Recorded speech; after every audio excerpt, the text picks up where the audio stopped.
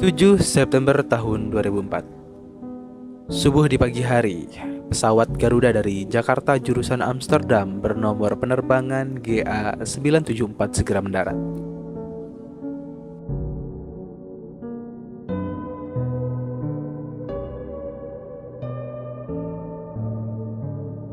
Para penumpang mungkin merasa lega karena sebentar lagi mereka akan bertemu dengan keluarga dan kerabatnya. Lalu mereka bisa beristirahat setelah menempuh perjalanan 14 jam yang sangat melelahkan. Tapi di kursi nomor 40G, seorang penumpang dengan karakter wajah Timur Tengah yang sering muncul di media massa nasional, dikenal sebagai aktivis dan pejuang HAM, sedang menderita tak alang kepalang. Berulang kali dia ke toilet entah untuk apa, sampai pada akhirnya kepala kabin kru memindahkannya ke kelas bisnis dan duduk di samping seorang dokter yang kebetulan menjadi salah satu penumpang. Kapten pilot Pantun Matondang yang dilapori hal itu meminta awak kabin untuk selalu memonitor keadaan penumpang sekaligus pasien tersebut dan melaporkan segera ke pilot bila perlu. Tepat 2 jam sebelum sang Garuda mendarat di Bandara Schiphol, tokoh tadi tak kuasa menahan sakitnya. Dia meninggal dunia di udara. Dia adalah Munir Said Talib, atau yang kita kenal dengan sebutan akrab Cak Munir. 5 hari setelah kejadian, lembaga forensik di bawah kepolisian Belanda mengumumkan bahwa ada sisa racun arsenikum di jasad almarhum. Hal ini kemungkinan ditegaskan kepolisian Indonesia. Ya, Cak Munir yang berasal dari Malang. Ia merupakan seorang pejuang dan aktivis HAM yang tak pernah menggunakan kekerasan dalam berjuang melawan ketidakadilan. Tewas oleh kekerasan yang samar dalam bentuk racun. Kekerasan yang tidak frontal, tapi keganasannya setali 3 uang dengan kekerasan konvensional dan kasat mata. Kekerasan memang setua usia sejarah manusia. Dalam kitab Kejadian, Perjanjian Lama mengajarkan kita bahwa awal sejarah manusia ditandai dengan pembunuhan yang dilakukan oleh Kain kepada adik kandungnya sendiri yang bernama Abil. Kain yang perkasa, punya jiwa kepemimpinan dan mempunyai otot kawat tulang besi, tak sabar menghadapi adiknya yang lemah lembut dan berulas asih. Kedengkian Kain memuncak ketika melihat korban bakaran adiknya diterima oleh Tuhan, sementara miliknya tidak. Diambilnya tongkat dan kepala Abil dipukul hingga tewas. Skor 1-0 untuk kemenangan kekerasan. Kedengkian telah mengubah kedamaian menjadi pembunuhan, dan kekejaman itu sampai hari ini belum juga berakhir. Banyak tokoh dunia yang tewas karena kekerasan, kawan-kawan, meski mereka berjuang dengan moto anti kekerasan. Salah satunya adalah pendeta Martin Luther King Jr., lahir 1929 di Atlanta, Amerika Serikat. Penerima hadiah Nobel perdamaian berkulit hitam ini harus menemui ajal pada usia 39 tahun. Dia dibunuh oleh James Earl Ray di Memphis pada 1968. Dia berjuang untuk kesetaraan kaum kulit hitam. Sebelum dibunuh, pejuang anti-diskriminasi rasial ini harus meringkuk di penjara di Birmingham karena dituduh melawan pemerintah Amerika yang saat itu masih kental dengan diskriminasi warna kulit. Pendeta Martin Luther King Jr. melawan perbedaan rasial kepada para penumpang bus umum. Dia menentang monopoli kepemilikan tanah dan sangat anti perang Vietnam. Salah satu jasanya adalah mengantar puluhan juta rakyat Black Amerika untuk mendapatkan hak pilih di tahun 1965. Pertanyaan Luther King Jr. yang sangat terkenal halus tapi menyentuh adalah, pilihannya bukan lagi antara kekerasan dan anti kekerasan, tapi antara anti kekerasan atau kematian. Martin Luther King memang menghadapi dilema. Di satu pihak dia dimusuhi pemerintah Amerika dan kaum kulit putih karena perjuangannya melawan diskriminasi rasial secara damai. Dan di lain pihak, Luther King dimusuhi generasi muda kulit hitam karena dinilai kurang tegas dalam berjuang. Dia dinilai terlalu lembek dan halus dalam menyuarakan opininya. Meskipun demikian, tidak menggunakan kekerasan sebagai alat perjuangannya merupakan prinsip tegas yang dipegang teguh oleh pendeta King. Masih di benua Amerika, Kali ini Amerika Latin, tepatnya di El Salvador. Uskup Agung Gereja Katolik, Mr. Oscar Arnulfo Romero, ditembak mati saat mempersembahkan misa pada tanggal 24 Maret 1980 di kapel kecil La Divina Providencia.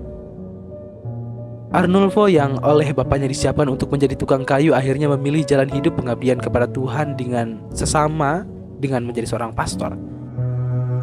Romo Arnulfo dikenal sebagai pembela rakyat kecil, terutama buruh tani yang gigih dan berani. Maka tak heran kalau dia sangat dibenci oleh para tuan tanah yang didukung oleh pemerintah militer El Salvador ketika itu. Romo Arnulfo sudah sering diperingatkan oleh hierarki gereja, baik yang di Amerika Latin maupun di Vatikan, agar tidak terlalu frontal dalam melawan pemerintah militer yang sangat otoritarian.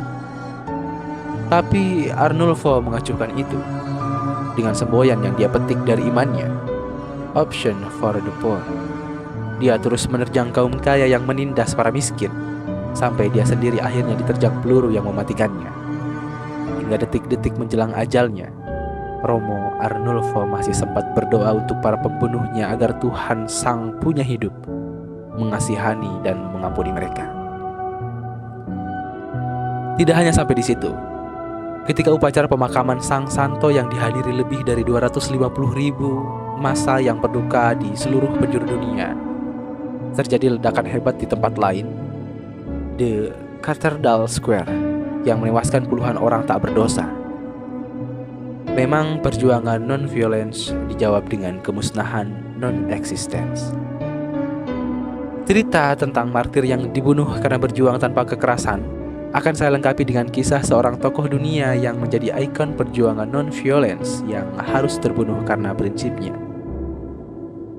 Ya, dia adalah Mahatma Gandhi. Pandangan Gandhi yang sangat mendasar saya baca dari buku karangannya yang berjudul Semua Manusia Bersaudara, tahun 1958. Gandhi bukanlah seorang pemimpin yang gagah perkasa, bukan pula singa podium, melainkan dia seorang yang lemah lembut, bicaranya pelan dan menyejukkan. Gandhi membawa sebuah ajaran yang sangat sederhana, tidak berbelit dan tanpa tata cara ritual yang jelimet. Ajaran Gandhi adalah berjuang melawan ketidakadilan tanpa kekerasan, dan itu disebut ahisma. Gandhi membuktikan bahwa perjuangan non-violence berhasil mengusir penjajah Inggris dari bumi India. Kerajaan Inggris yang pada waktu itu sangat pede sebagai tuan koloni yang menguasai dunia akhirnya tunggang langgang oleh kelemah lembutan Gandhi yang diikuti seluruh rakyat India. Serupa dengan pendeta King yang berada pada posisi dilematis, Gandhi pun ditembak oleh seorang aktivis Hindu yang fanatik yang bernama Godse pada tanggal 25 Januari tahun 1948. Setelah seminggu sebelumnya percobaan pembunuhan terhadap dirinya gagal, Godse dan para aktivis Hindu fanatik berseragam dengan Gandhi karena dia menentang pemisahan negara Pakistan yang mayoritas penganut Islam dari India yang mayoritas Hindu. Gandhi menganjurkan agar umat Hindu mencintai saudara-saudaranya yang Muslim, dan Muslim mencintai orang yang beragama Hindu dalam bingkai negara India yang satu. Gandhi yang sederhana, teguh berpendirian, dan selalu menjunjung ahisma memang harus menjadi martir di tangan kaumnya sendiri. Tetapi ahisma yang dilengkapi dengan satyagraha atau senantiasa menegakkan keadilan dan swadesi, yaitu mencintai tanah air, sampai saat ini menjadi ajaran yang diikuti oleh seluruh bangsa India. Kisah martir pembela kebenaran memang ironis. Mereka yang berjuang tanpa kekerasan justru dilibas dengan kekerasan. Dan tragisnya, tak sedikit kekerasan yang dilakukan dengan label membela kebenaran. Bukan kebetulan kalau 4 tokoh di atas berasal dari agama formal yang berbeda, tapi mereka mempunyai spirit yang sama, yaitu cinta kepada Tuhan, Sang Pemberi Hidup, dan cinta kepada sesama. Dunia seringkali dikejutkan oleh kabar kekerasan yang datang silih berganti. Saya mencatat peristiwa kekerasan beruntun yang terjadi pada pertengahan tahun 2020. Ada banyak sekali kasus kekerasan. Polisi membunuh polisi, tetangga membunuh tetangga, anak membunuh orang tua. Kawan-kawan juga mungkin ingat, dan saya mencatat peristiwa kekerasan beruntun yang terjadi pada pertengahan tahun 2010. Di Tanjung Priuk gara-gara penggusuran makam Mbah Priuk, 5 warga dan Satpol PP tewas. Di Thailand, ratusan demonstran tewas dibantai tentara di pusat kota Bangkok. Diikuti dengan kerusuhan di Batam yang memporak-porandakan sebuah pabrik galangan kapal. Dan anehnya, pengerusakan dilakukan oleh para buruh pabrik yang bekerja dan mencari makan di sana. Belum reda keonaran di Batam. Dari Mojokerto dikabarkan adanya serbuan massa terhadap gedung DPRD karena perkara pemilu kada. Kemudian di Lahore, Pakistan, 2 masjid diroket oleh sekelompok orang tak dikenal, sementara umat di dalamnya sedang menunaikan sholat Jumat. Mereka yang sedang kusum memuja kebesaran Allah, sementara orang-orang yang mengaku melakukan ritual yang sama dengan dingin membuat 94 manusia tak berdosa di dalamnya harus meregang nyawa. Dan yang terakhir, tentunya pantas dicatat kasus penyerangan kapal Turki Mavi Marmara oleh tentara Israel yang diberitakan hanya menewaskan 9 korban. Kekerasan seolah tak ada habisnya, bahkan makin hari makin menjadi-jadi. Cak Munir, Pendeta King, Romo Arnulfo, dan Mahatma Gandhi memberikan teladan kepada kita semua bahwa kekerasan tidak bisa musnah dengan kekerasan.